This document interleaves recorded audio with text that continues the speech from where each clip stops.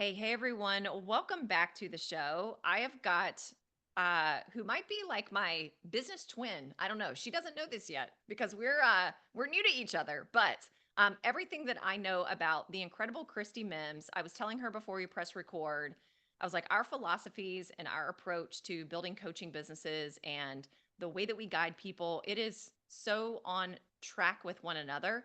And you don't always find that. So, Christy, I am so excited to have you on the show. Welcome, and let's get started. I'm super excited to be here. I think this is going to be an awesome conversation. So yeah, let's do it. Yeah.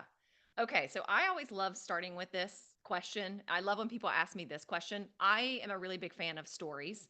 I love to hear what led people to starting their business in the first place. So I imagine you didn't like leave college, start a coaching business, and that was it. So, kind of take us back to the beginning. Like, what actually led you to starting a coaching business in the first place? Yeah, I would like to joke and say it's my, the crazy uncle in Florida that everyone has. Um, but my uncle is an entrepreneur, and so there is a little bit of that in my blood. And I am a reformed consultant. So basically, the long story short is I'm a history major, and I discovered right before I graduated that most history majors become lawyers, and that was like terrifying. And I did not want to do that. And so I ended up as a consultant, which I guess is where the rest of us end up.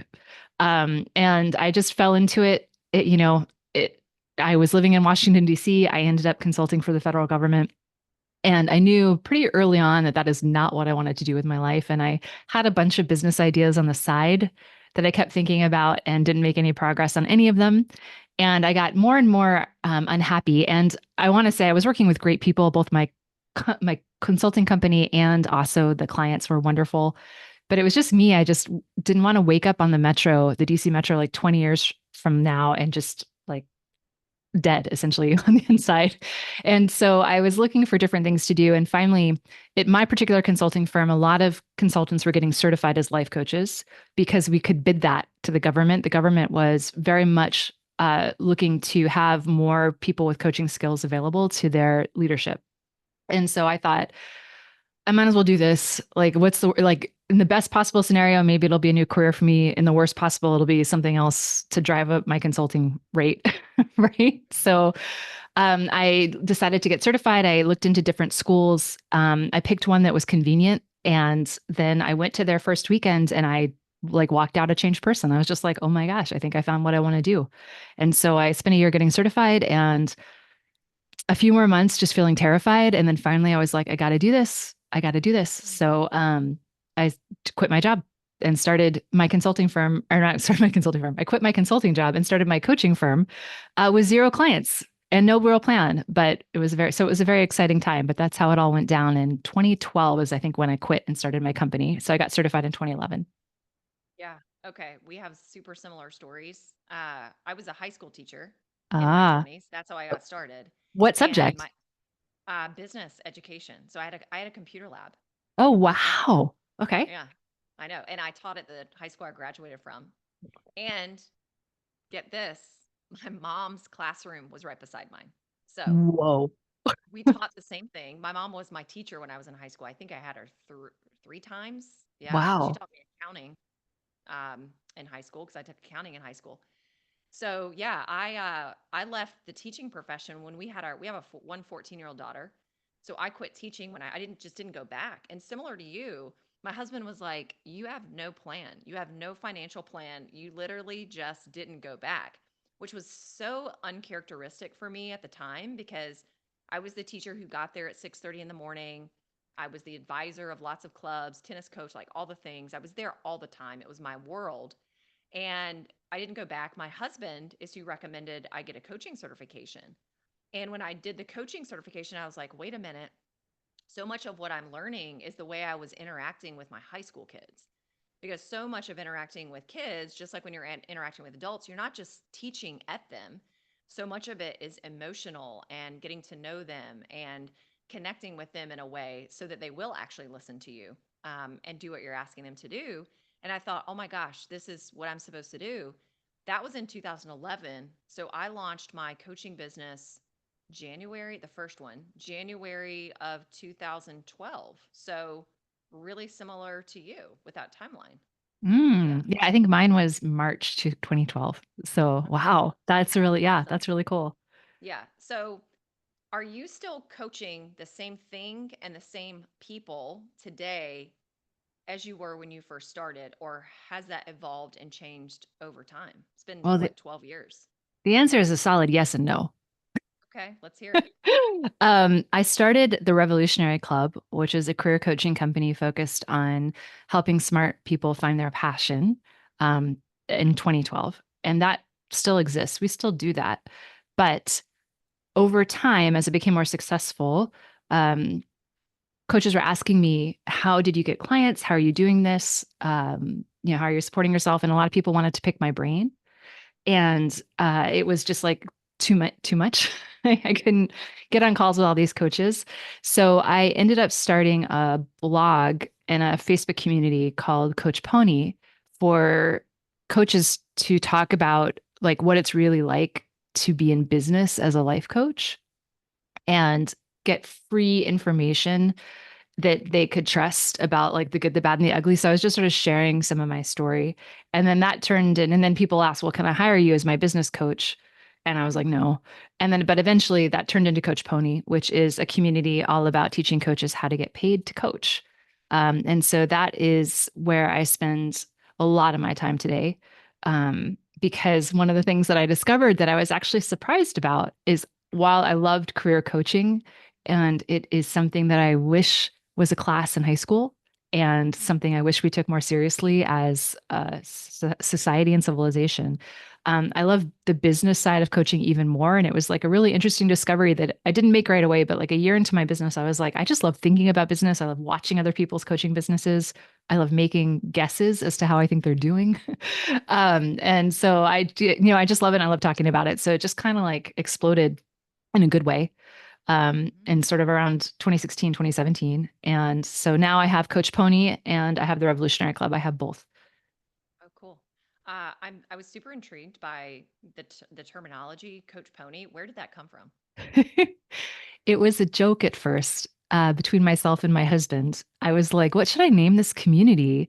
I want it to be memorable and fun and something related to coaching. And he actually came up with it. And I loved it because, as life coaches, we know that coaching comes from the term stagecoach. Like a stagecoach moves you forward. That's what I was taught in terms of the etymology of our industry.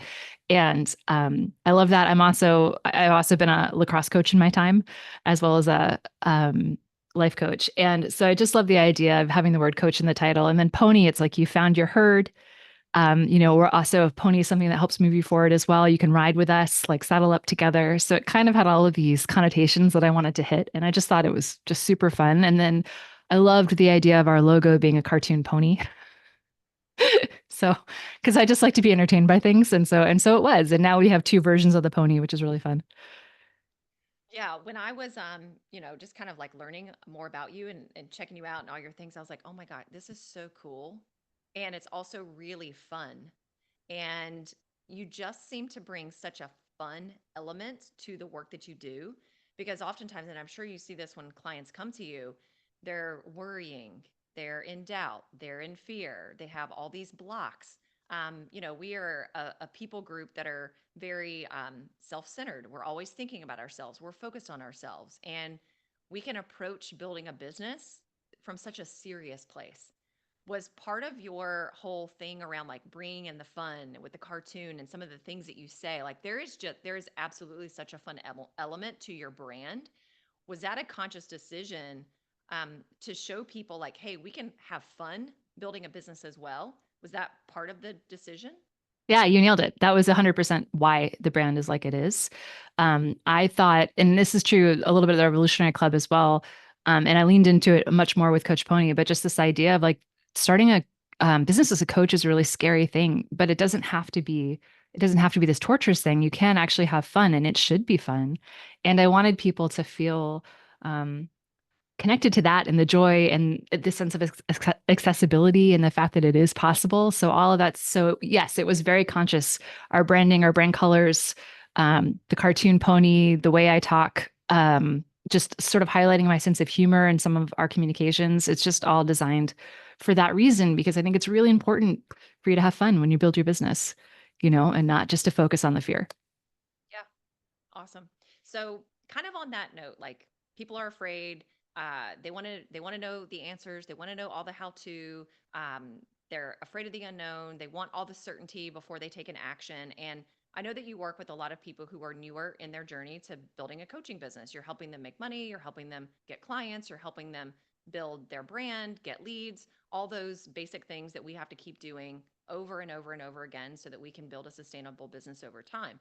What are some of the most common patterns around blocks or limiting beliefs or mindset things that pop up? You've worked with thousands of people at this point, and I'm sure you've seen a lot of the same phrases that people are saying, the same blocks. You've seen probably the same set of, I don't know, 5 to 10 patterns that you see in everybody, across the board. What are some of those common patterns or mindset blocks that you see with newer coaches that some get over that hurdle and some never do?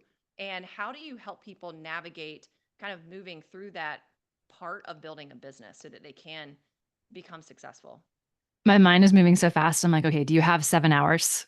Like, let's pour a glass of wine and get into this. Yeah. There's so many things I want to say to this. I think the first one is the first mistake or mindset shift that needs to happen as a coach for most of us is to understand that we're not just coaching, we are building a business. And so, as you set out, you need to learn how to build a business. And because most of us aren't going to coach part time for better up or whatever, that's just not sustainable or affordable or what we want to do. Right. And so the mistake coaches make is they say, how do I find clients? Not how do I build a business? Right. Like, Mm. how do I find my first couple of clients? And it's like, learning how to find clients is important. Absolutely. That's marketing. That's one piece of building a business. But getting a couple of clients isn't going to help you. You need to know how to get clients regularly, steadily, on repeat, continuously, so that you build a business that supports you, that you can predict your income in, so you can pay the rent and go on vacation and not panic at night. Right. And so that's like the one of the biggest sort of blocks or misunderstandings that people don't get. They just want to coach. And they just don't think about any of the rest of it. And then they're disappointed when it doesn't work out because they spend all this time and money on coaching skills and zero time and money on business skills. And they just try to like, oh, I'll figure it out. I'll figure out how to get clients. Or let me go get a couple clients and then maybe I'll think about learning about the business side. And it's like, well, how are you going to get those clients if you don't know how to, like, you got to learn how to all the business stuff, usually for most people, in order to get some clients that are actually profitable and not a couple of people that you kind of know who are paying you $20. Yeah, it's kind of like short-term thinking, let me just go get a few clients versus long-term thinking, I'm building a sustainable business. Yeah. And so I want people to think about it more like a real career. Like for most of us, we go to school for that, right? We put some learning into that. We aren't like, let me just do a couple of heart surgeries and then I'll go to medical school, right? Like that's not how this normally works. So I wish coaches thought a little bit more about the bigger picture and the idea of like, this is a business. I am a CEO. And so I need to make investments that will have a return on the investment. And I need to make strategic investments. And what we teach people in terms of how to build a business is you want to build 5 core business systems. These are the 5 core systems that underline every successful coach. I've not met one that doesn't have these systems set up. And it's your coaching system, which is how you get people from where they are now to where they want to be. This is the meat of what coaches want to do. We want to coach. Your onboarding system, which is how you set them up for success, your contracts, your admin, your online learning portal, the mindset work that they might need to do in order to get the most out of their coaching, et cetera, et cetera. Your conversion system, which is how you take people gently from browsing to buying. Your education system, this is most often your website, where people begin to learn not only how you can help them, but how coaching can help them in their particular struggle or issue. And they sort of warm up. Like it's how they start to get to know you a little bit, because most of us aren't ready to hire a coach the second we meet one. And then, of course, there's your marketing system, which is how people who have no idea you even existed on the planet find you. And they start to say, oh, interesting. And they begin to engage with your website and your other materials and start on the path to potentially becoming your client. So if you build these 5 systems, they form a circle.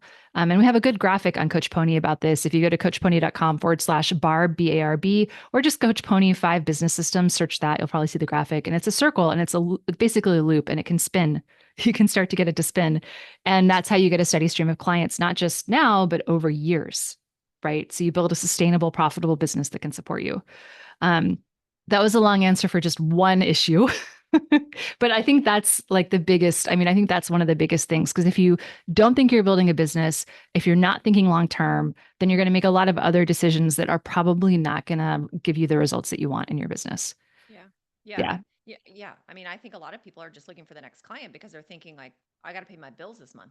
And then it's very easy. I mean, look, it's very easy to get just caught up in that same cycle of let me Yeah. just find the next three clients this month and the next three Yeah. clients this month. And then you never get to building the actual business. I'm Yeah. curious with the 5 systems, do you teach that linearly?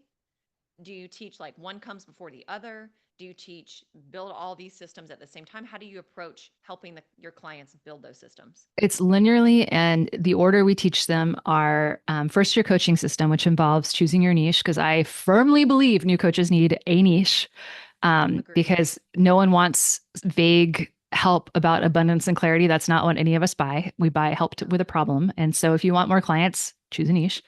And your coaching system, kind of like really constructing your coaching offer to give people a framework to understand what coaching is about, because just telling people, hire me for 10 sessions, it's $2,000. The answers are inside of you. We'll dance in the moment. No one's buying that. That's classroom versus real life. So the first thing is the coaching system, which is those two pieces, your pricing, your offer, your niche. Then we talk about sales, because once you have a coaching system, you need to learn how to sell it. Then we talk about sales funnels. So, sort of starting to create a gentle journey for people. So once you have some sales skills, then you can start to put them together in a strategic way. The next thing we teach is the website, because that's your education system. And it's pointless to set up a website if you don't have a good offer and if you don't know how to sell anything, right? Learn those skills first so you don't waste time on your website. And when you set up a website, you actually can set up something that's going to help keep those systems going and keep people coming into your business. And then we teach after website, it is marketing. So how to go find people. And the last system we teach is onboarding, the contracts and everything else. And the reason for that is people are often very scared of contracts and all the onboarding stuff. We want to make sure you've got like everything else sort of set up, and then you can slot that final system in. So that's the order we teach it in. It's not the order your clients experience it in. They start with your marketing, then they move to education, then sales, then onboarding, and then finally, of course, you deliver your coaching. But we teach it in that order because that's the order that logically makes sense for people to build it, so that you're not creating something and missing pieces, right? And so everything works in order when you finally do get your systems up and running. Okay, amazing. I love that. That makes a lot of sense. And people love systems too. I'm glad that you brought up when you're newer, you do need a niche. Yeah. I'm a Yeah. huge believer in that. Yeah. And you also need a system to follow when you're building your business. So I love that you've got this very dialed in system. But also when you're Oh, selling, people want to know that you have a system that they can plug into. That's what people are yeah. looking for as well. It makes coaching feel both concrete and tangible as well as valuable. And it overcomes the objection of you're new. You don't even know what you're doing. You can be like, I am new, but I have this system that I've developed that I think is very effective. Here's why. And you can walk people through it, and it has a logic to it. And that's really important. Um, I think this is another mistake coaches make. A lot of them think I'm going to hire a coach to help me build my business and do one on one. And I'm like, it's great to have a one on one coach. I love that. But business is a skill and you need training, which is different from coaching. It's like it's helpful to have someone with your mindset and other stuff, but honestly, like often a really good business coach is way too expensive for someone who's new in their business to afford. It's too much weight for you to carry. But also you need basic business training before you can kind of get coaching around that, right? The answers are not inside of you. You've never built a coaching business before. So you really need to get some basic understanding before you go off into like the personalized aspect of coaching. So my other piece, like the other thing I wish all coaches knew when they're starting out is don't spend like thousands and thousands of dollars on a business coach. Find a really reputable business training program for coaches like ours at Coach Pony or somewhere else. It doesn't have to be ours. Pick someone that you really like, whose voice resonates with you, because that's also important. But get that basic training. It shouldn't be $10,000 or $5,000. It should be $2,000 or $3,000 in that ballpark, and so that you really understand what you're trying to build. You have that real structure and that community in place. And then you can hire a business coach if you want to go deeper on certain aspects. But until you even know what you're building and who you are as a coach, a lot of that work is going to be wasted. You're just not ready for it yet. So that's another soapbox. I really climbed up on that soapbox. Let me like climb back down. But that's like something else I see that just frustrates me because I see so many people saying, "Oh, I spent all this money on a business coach and I didn't get very far." And it's like, yeah, you weren't ready yet. Yeah, exactly. So don't waste that money. That's just I would just want to jump on that grenade.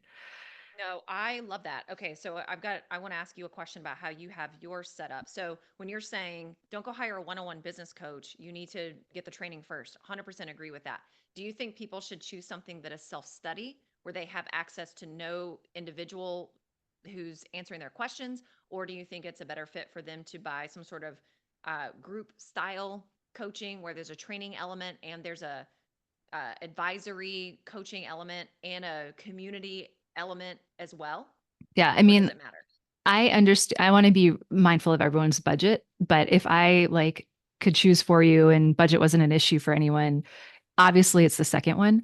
There's a reason why we go to school in a classroom with a teacher with other students. This is how we learn best, right? And so I think you really want to have a live component. You want to have a way to be able to get some feedback, and you want to have a community. And the community is something every experienced business owner values so much, and new business owners don't value enough. But it's so important because your friends and family don't often get what you're trying to do. They may not even fully support coaching. Most of them are not going to be business owners or business owners in this way where they're selling themselves the way you are when you're selling your coaching. And so being around a community of people who get it, who are inspiring to you because they're doing it, who can cheer you on, who can pick you up when you fail, who can commiserate and be like, yeah, this is hard at times, is like priceless. It's as humans, we perform so much better when we're accountable to people outside of ourselves. So if you can have a community that helps hold you accountable, you've already made your business 50 times more likely to succeed. Truly. Yeah. Like, so if you don't, if I, it's better have some business training than none. So if all you can do is self-study, that's all you can do. But like if you really want to set yourself up for success and guarantee not nothing's guaranteed, but probably make it much more likely that you will succeed, then choose something with live support in a community for sure. Yeah. And I'm sure that's the way your programs are designed. Of course, that's the way my programs are designed because that's genuinely what works the best. Um, Yeah. Well, yeah. even if I look at myself as a client, and I don't care what level I'm at, whether I'm new at something or I'm advanced at something, and maybe this is just me and my personality, I don't know, but I want to back up what you just said. I have always, if I look back at everything I've ever purchased from a coach, whether it was one-on-one, a course, a group, a mastermind, whatever, and I look at the results I reached in that container, I have always performed better when I am with a group of my peers and I have access to the coach who can answer my questions, and there is a structured training to it. I don't care if it's, I'm not, I don't, modules, lessons, whatever you want to call it. I want to go look at some short videos that are kind of stair stepping me through this process. But then I want to be in a community with people. I want structure. I want systems. The last coach I hired, I was like, look, I need structure. I need systems because I worked with a one on one mindset coach, but I took her to, it was like a 12-week kind of, it was called a course, but it was more of a group coaching program. There were Mhm. trainings. There was a Facebook group. You got to ask her questions. We were in accountability pods, and it was awesome. It was actually one of the best programs I'd ever taken. She was a former English teacher, so I think she really understood how to structure all that, Yep. and it was amazing. She was actually a former client of mine. And then I was like, okay, I'm going to go all in and do the one on one coaching now for a year. And I didn't enjoy it, Christy. Like, I didn't enjoy it because I was missing the system and the structure and the community. And I didn't just want to show up to a session and somebody say to me, like, update me on your last week. Like, what's been going on? We'll just figure out what to talk about from there. I was like going nuts inside of Yeah. myself because I didn't have a system and a structure to follow, and I had very specific goals that I wanted to reach. So I love that you went on your soapbox with that because that's a lot. You know this too. You and I have both been around long enough. We've heard so many people say, I have spent so much money and I didn't get the result. and the coach is blamed and the program is blamed when actually you might have just chosen the wrong fit for you based on where you were at in your journey. Yeah, absolutely. I mean, it really, being ready for the coaching is really important. And that's why, like, start with something that's super structured because you won't be ready until you get that structure for sure. For Exactly. sure. I hate hearing those stories. They make me really angry. Yeah. Yeah. Okay, so I am going to jump on my soapbox a little bit. Okay. Curious to find out if you have a soapbox around this too. I would love to hear your perspective and take on business models. I actually did a little free Facebook live training on this the other day. I think it was like a week or two ago. I think, so many newer coaches want to start with a $49 a month membership site where they need to have like 2 million people in it to make any kind of money, or they want to start with a group, or they want to start with a course, or they want to skip working with people one on one, or they want to offer 5 different programs at the same time, which are really like 5 different business models if we want to really look at it. That's my big soapbox. I would love to hear your take on, you're a newer coach. Where do you start? Do you start with one-on-one coaching? Do you start with a $49 a month membership? And then what does the progression of that look like if somebody wants to grow to, quarter of a million to 500,000 to a million? Like, what is your philosophy around that? What do you teach? That's a great question. I'm happy to like climb up on that soapbox with you. Um, I think, I mean, it really, some of it depends a little bit on your background and your goals for yourself and your timeline and everything else. So I want to say that. And then I also want to say part of what I teach is of course influenced by my own experience. And I think this is true though of a lot of successful business owners, which is focus and doing less, but doing it better is a real success metric. Like the less you do, but the more focused you are in your niche, in your marketing, and your offers, the more traction you get, the more you sell, the better you do as a business, the easier it is. And that's really hard because often we're desperate when we're new coaches and we're also excited and we want to do it all because we see it all. We look at experienced business owners who've been in business for 12 years or 15 years who have teams of people like we both do. And they have multiple offerings and we think I need to do that. They're successful. So to be successful, I should do what they're doing. Not realizing that we all focused and picked our really profitable programs and poured our hearts into those. And that's how we grew our businesses. And then we had more resources to devote to other offers over time. But it didn't start out that way. The same way Coca-Cola, now I'm on a really crazy soapbox, but I did a whole podcast on this recently. Like Coca-Cola started with one product, Coke. Do you know when they introduced their second flavor? 70 I was years gonna later. guess. I 70 was years. gonna guess. I was gonna say 50 or more. Yeah, I think it was 70 and it was Fanta. All they did between those like 70 years was they played with glass bottles with like, different bottle sizes, other stuff. Like that's how long it took. Wow. And so it's just a reminder that the more focus you can bring, the better you are at selling, the better you are at doing all of this. Obviously, I'm like on a crazy tangent here. What I tell people, there's a lot of stuff, a lot of things to think about and take into account when you start a business. But if you're looking for like a quick way to think about things in a structure, a good way to start is to take a few private clients, everyone, to take a few private clients at first. And here's why.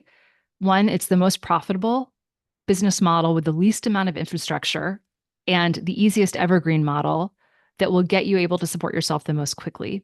But the other reason, and just to back up and do the money math on this, if I could charge $3,000 or $4,000 or more for a private client, but I might only be able to charge $500 or $1,000 for a group client.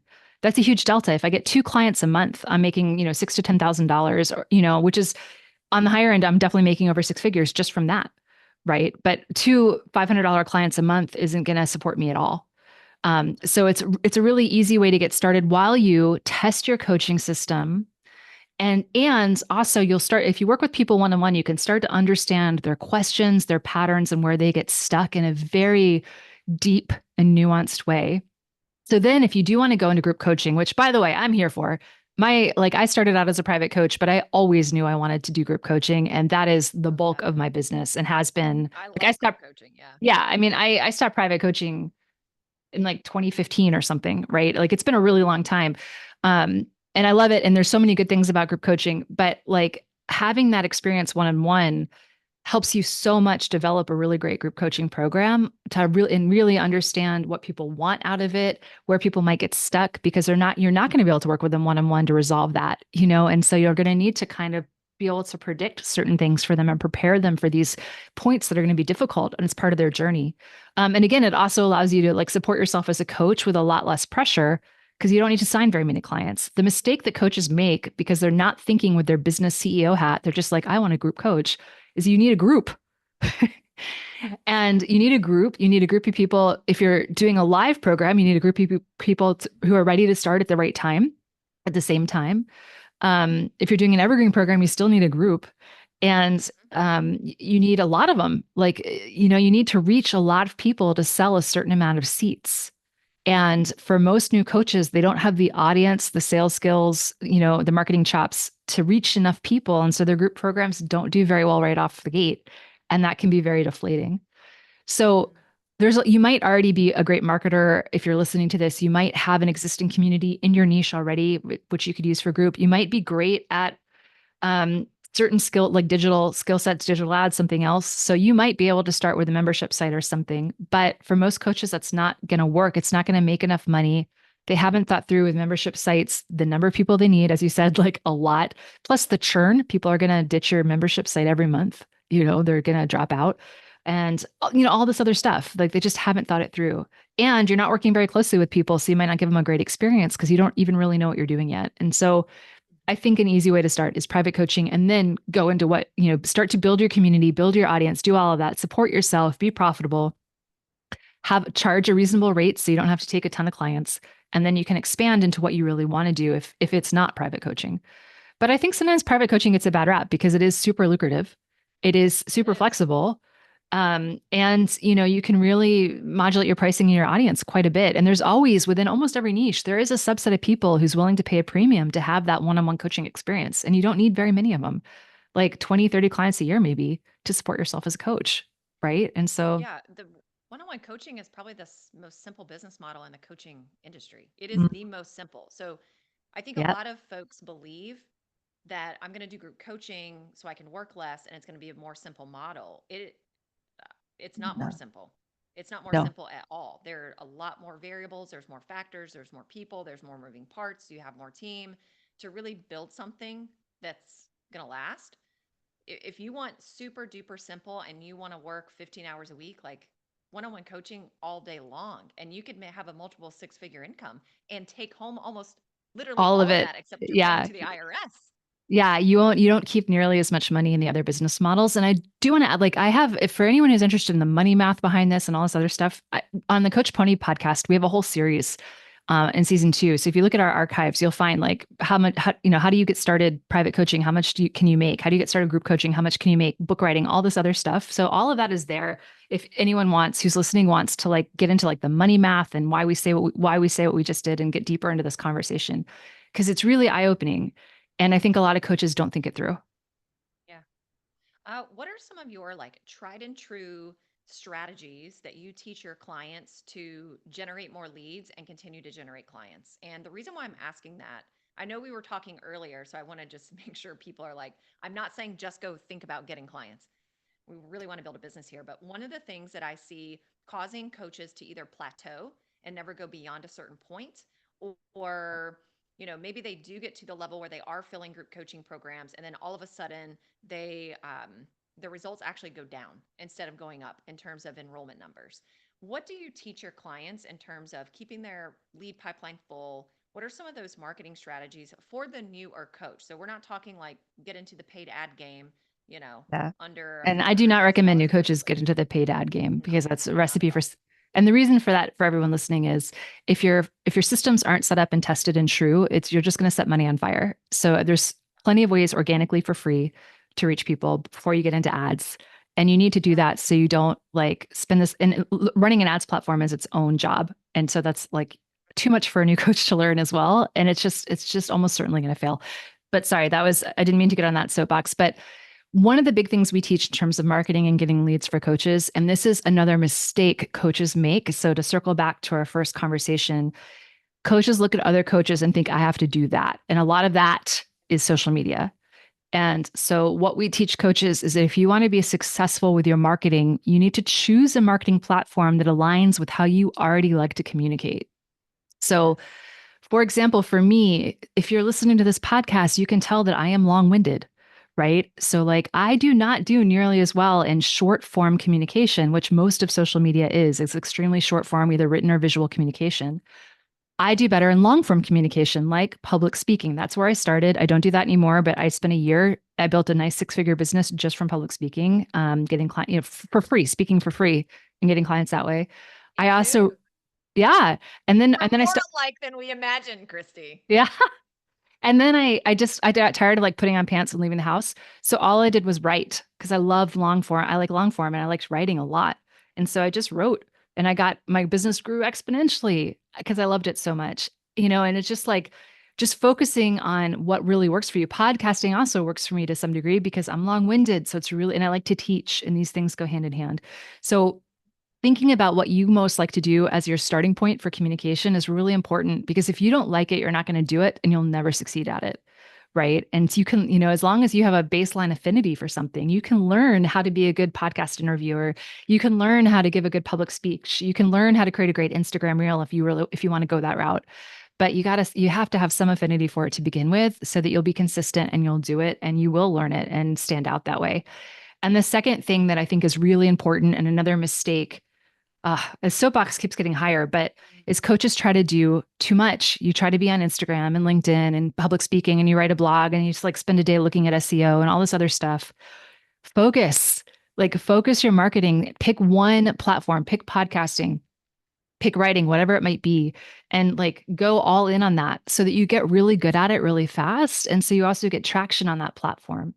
It's really hard. It's harder and harder to stand out these days, but you will not stand out if you're fractured all the time. There's no way you'll make any kind of progress. And if you're struggling with this, read the book Essentialism. It's wonderful for Oh, yes. refocusing. But like the way to stand out and get more leads as a new coach is to like dominate your platform and be consistent and be excellent on it. And, so that's why I choose something you like and you'll be that much farther ahead of the game. So that's Yeah. what we teach. Uh, I did the same thing you did. When I first started my business, this is when I lived in North Carolina and I lived in a really rural county in a small town. So I had to drive. And back then, and I also had a very young child at the time. So I started when our daughter was 1. She was actually a little under 1. And I would take her everywhere I went. Um, I would go to networking events. I figured out very quickly the only people making money were the people standing at the front of the room speaking. And so I Mm. thought, oh, I better get on the speaker circuit now. And so I identified a networking group that had 24 chapters across the state of North Carolina and even a few chapters in other states. I spoke at every single one of them with a baby in tow because my husband was working like 14-hour days. And then I started hosting, I would create my own meetups in person, but I Yes, did what you did. I meetups. did yeah, like people listening to this, don't knock meetups. I haven't done meetups in a while, like my own. I just started one a month ago, a meetup. And I meet up again next Friday on Friday the 13th in December, which will be past the time of this airing. But meetups, oh my gosh, like get people together in person. It's not like all those people are going to become your client, but it actually creates so many opportunities for you because you're building relationships with people. So I did the same thing you did. I really leveraged the in person at first. And when you do some in person, once you start doing the online thing, you start to find out that, look, if it works for you, it works for you. This hybrid approach of offline and online, in person and online, actually works really powerfully because people are seeking relationships and connection and community.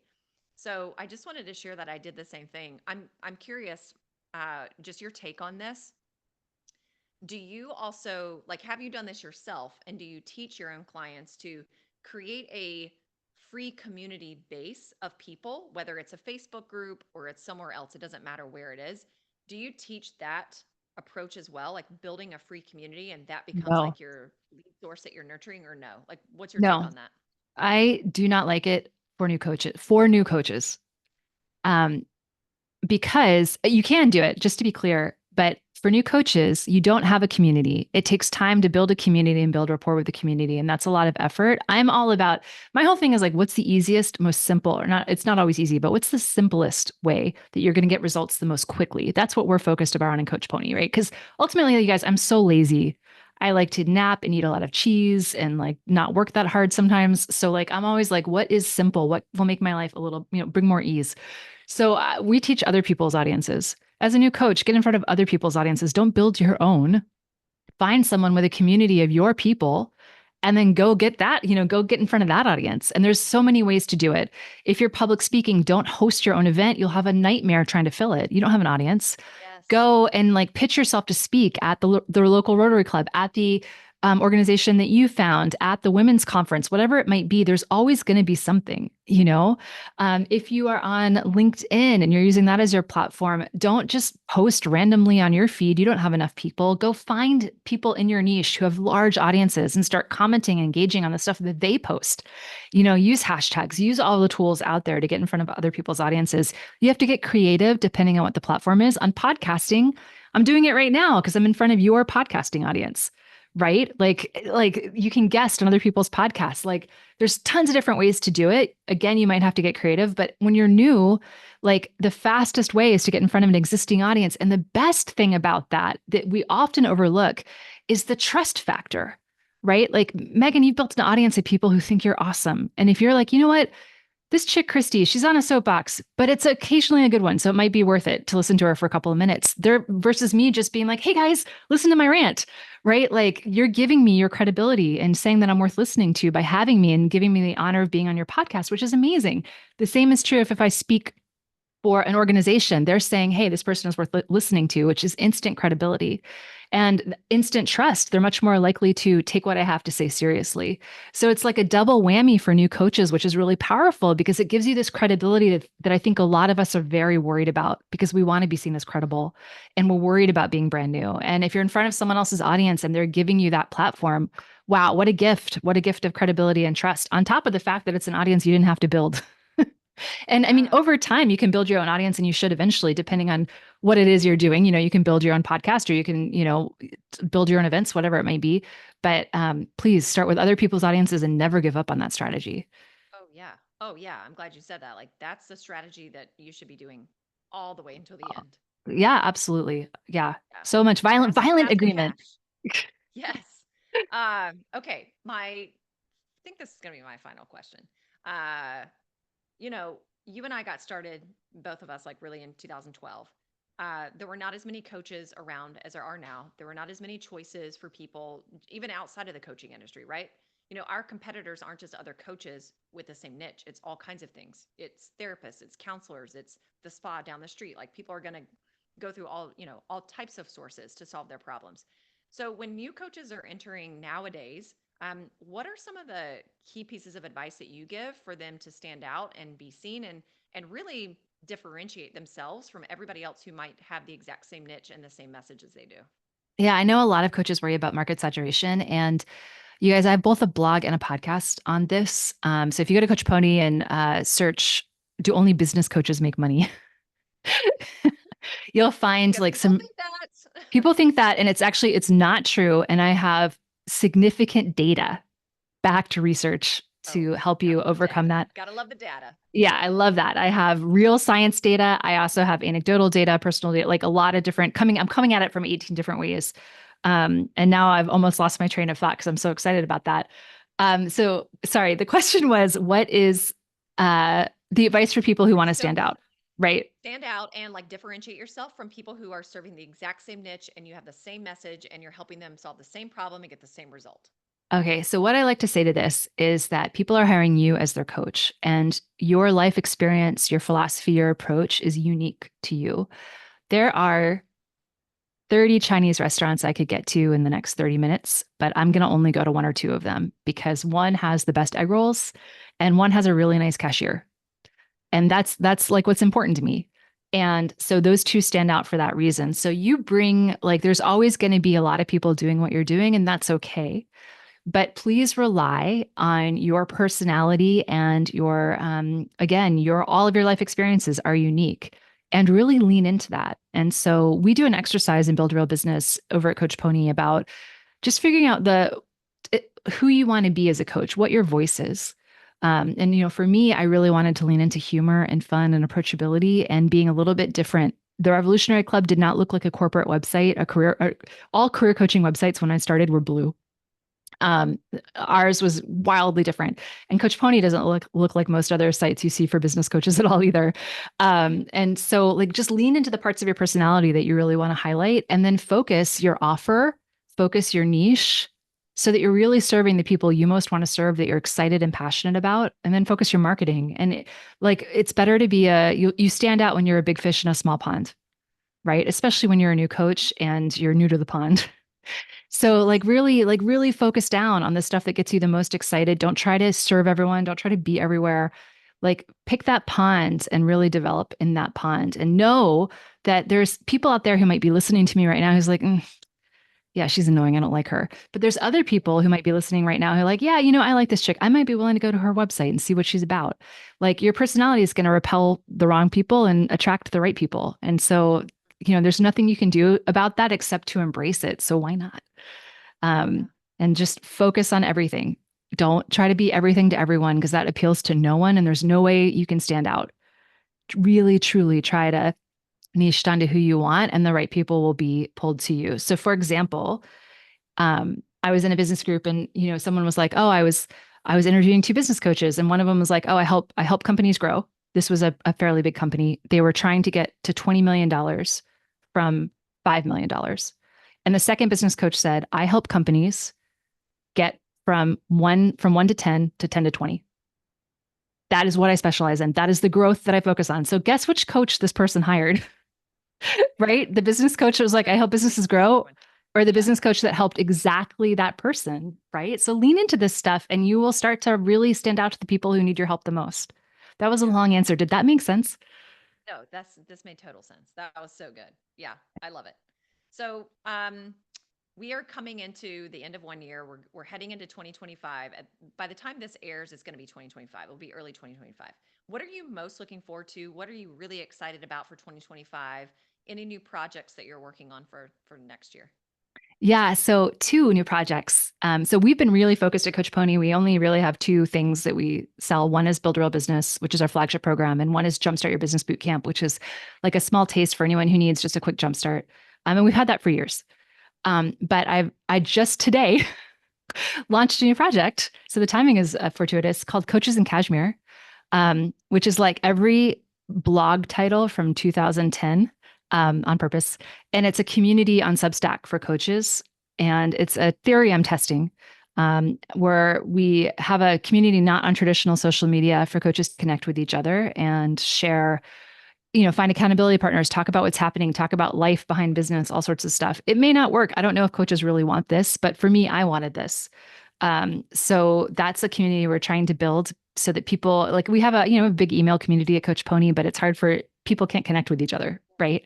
So this is our attempt to see if people want this and want to connect with each other in a more broad way outside of our program communities.